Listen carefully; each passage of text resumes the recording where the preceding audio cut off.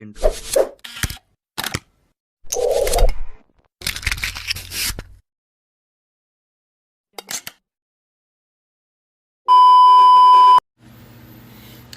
Okay, so on your book, do sa book ni Engineering Mechanics by Singer, on page 203, so this is the table of the moments of inertia for geometric shapes.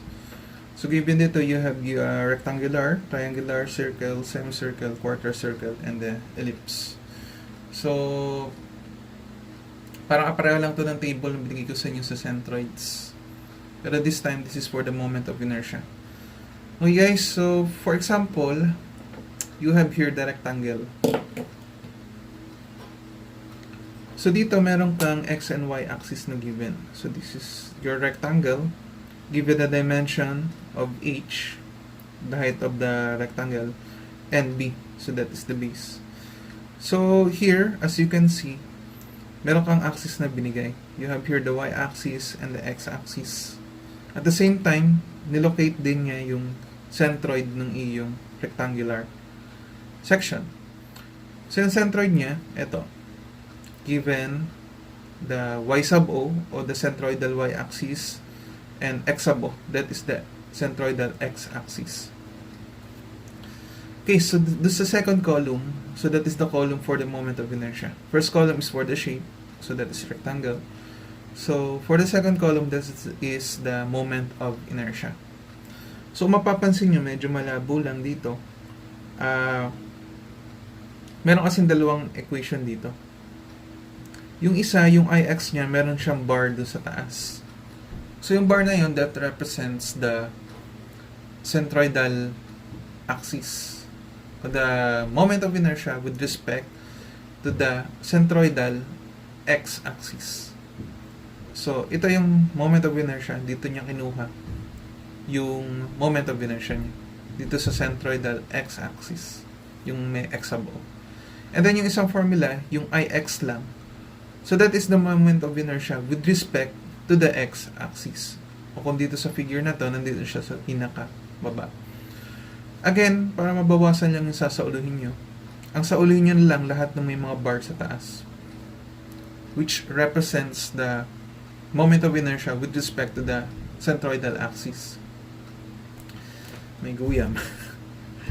And then itong mga k na to, so that is for the radius of gyration. So again, yung formula lang naman niya is equal sa square root ng I over A. So kung ako sa inyo, para hindi nyo nasauluhin to, nade-derive naman siya using this equation. Hindi mo naman kailangan ganito kasi simplify yung equation mo. Kung i-apply mo naman to, same lang din naman siya ng lalabas na sagot. So again, ang sauluhin na lang natin is yung may lahat ng may mga bar. Ano? So ito lang, i-share ko lang sa inyo. Itong para sa semicircle at saka dito sa quarter circle. Para do sa x bar o the centroidal moment of inertia with respect to the centroidal x-axis or dito. So ang ginagawa namin, ang sinasauli lang namin is ito, 0.11 r to the 4th. And then since quarter circle yan, di ba, yung semicircle, kalahati nun, that is quarter circle. So ginagawa namin pala tandaan, di ba, 0.11 to. Since quarter yan, divide mo ng 2 para makuha mo yung equation for quarter circle, which is 0.055 r to the 4th. Diba? Amazing! Wow naman! Okay, so wow. to check, 0.11 wow. divided by 2. So that is 0.055. So yun lang yung gawin yung palatandaan. So, ibig sabihin pala ni sir, ito na lang sa soloing ko, then divide ko ng 2, makukuha yung para kay quarter circle. Okay, so let's start. Una, ipapakita ko sa inyo kung paano na-derive yung formula na itong dalawang to. Using integral. So, do sa general equation. Okay? Okay, so as shown in the figure, you have here a rectangular section denoted by B. Yung dimension niya is B. And H. Okay, so next, given yung iyong centroidal x-axis, so nasa nga centroid ng rectangle, di ba kalahati lang ng h? So that's why the location is h over 2, h over 2. And then also, ipinakita yung kanyang x-axis, which is do sa bottom ng iyong rectangle. So ito, hindi naman ibig sabihin, dito lang siya. Laging dyan yung given na x-axis. Actually, kahit dito ko siya ilagay, sa babang to, as long as alam ko yung distance niya, madiderive at madiderive mo yung formula. Okay, so kung ang ipahanap naman sa inyo is yung iy sub o yung iy, so ganun lang din. Ang mangyayari lang, babaliktarin nyo lang yung figure, para makuha yung kanyang moment of inertia. But ipakita ko na lang siya in this rectangle. Okay, so for this, di ba ang alam natin, so what is required? Find the moment of inertia with respect to the centroidal x-axis and para dun sa iyong given na x-axis.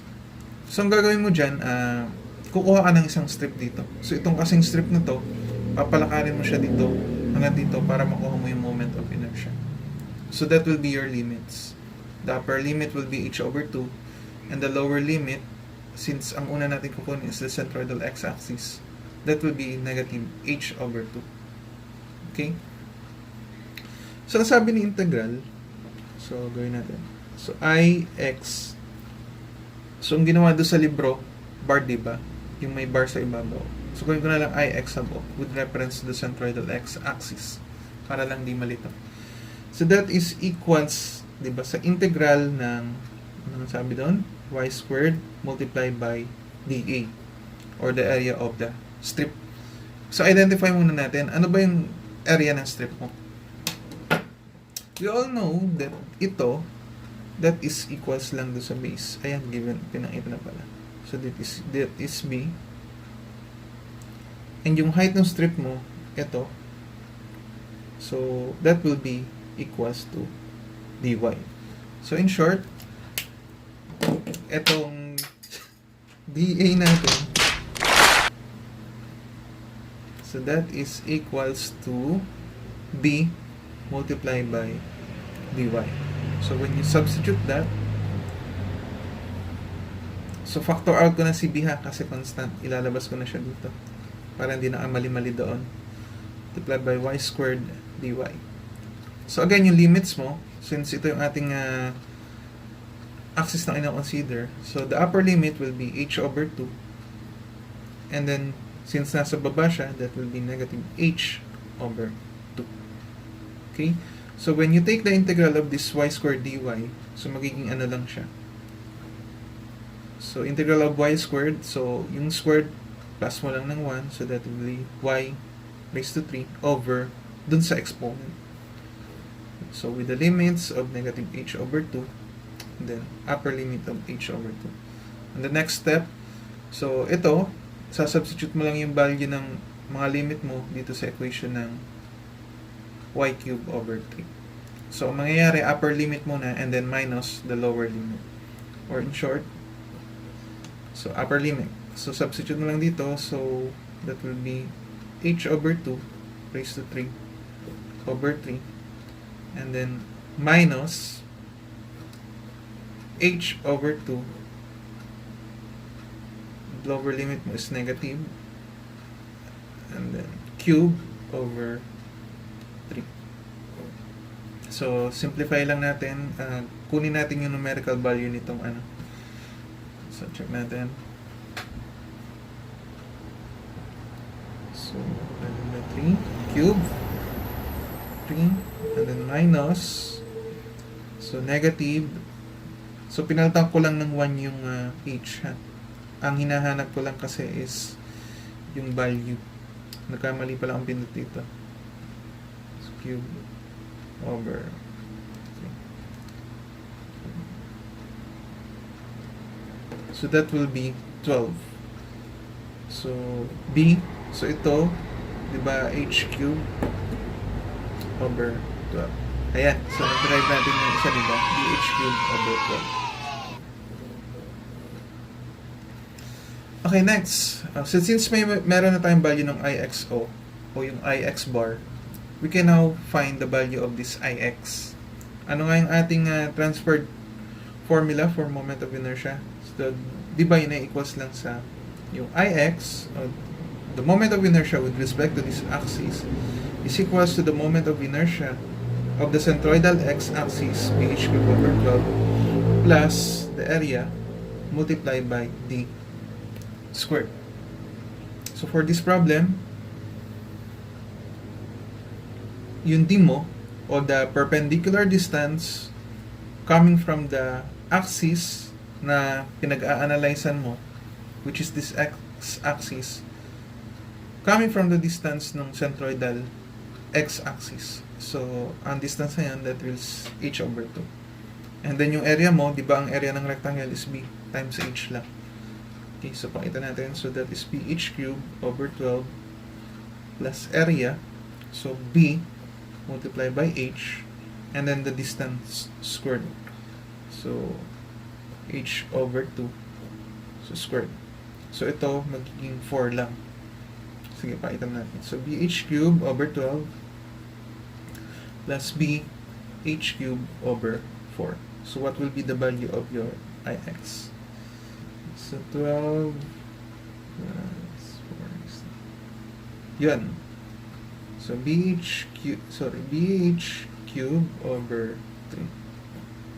Yan. So, check natin sa ating libro.